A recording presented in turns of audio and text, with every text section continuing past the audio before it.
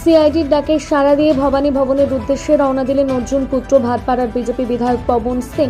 এর আগে সিআইডির ডাকে তিনি দুবার হাজিরা না দিলেও আজ ভবানী ভবনে পৌঁছবেন ভাটপাড়ার বিধায়ক। আজ জগদ্দলের মজদুর ভবন থেকে তিনি রওনা দেন। বেরোনোর সময় তিনি বলেন, রাজনৈতিক উদ্দেশ্যে আমাকে হেনস্থা করার জন্য বারবার ডাকা হচ্ছে আর হাজিরা দেব।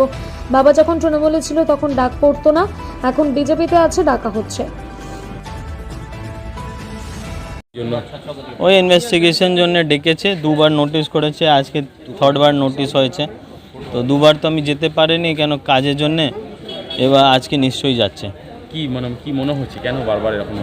দেখুন, হ্যারাসমেন্ট তো এই কেসে আগেও আমাকে ডেকেছে 2020 আগে, ঠিক আছে, ডেকেছে দুবার, ডিডি অফিসের থেকে ডেকেছে, ইনভেস্টিগেশনও করেছে। ওর পরে যে বাবা টিএমসি মধ্যে চলে গেছে, কেস পুরো হোল্ডিংয়ে চলে গেছে, ক্যান্সেল হয়নি, হোল্ডিংয়ে চলে গেছে।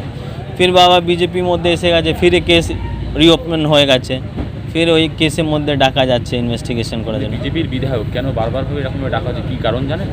কারণ আছে ওই ইনভেস্টিগেশন করার জন্যে, হ্যারাসমেন্ট করার জন্যে।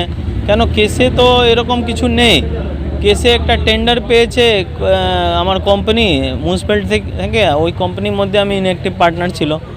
তো কাজ হাফটা কাজ করে দিয়েছে, হাফটা করতে পারেনি। তো ওই জন্য মিউনিসিপ্যালকে লেটারও করেছে কি আমাকে কিছু টাইম এক্সটেন্ড করে দিন, আমার এই কাজ যে আছে যে হাফ কাজ করেছে পুরো কমপ্লিট করে দেবে। লেকিন মিউনিসিপ্যাল ওরকম রেসপন্স করেনি।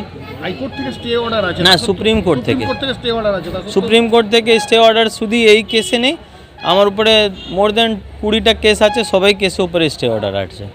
ও 2019 আগে থেকে আছে স্টে।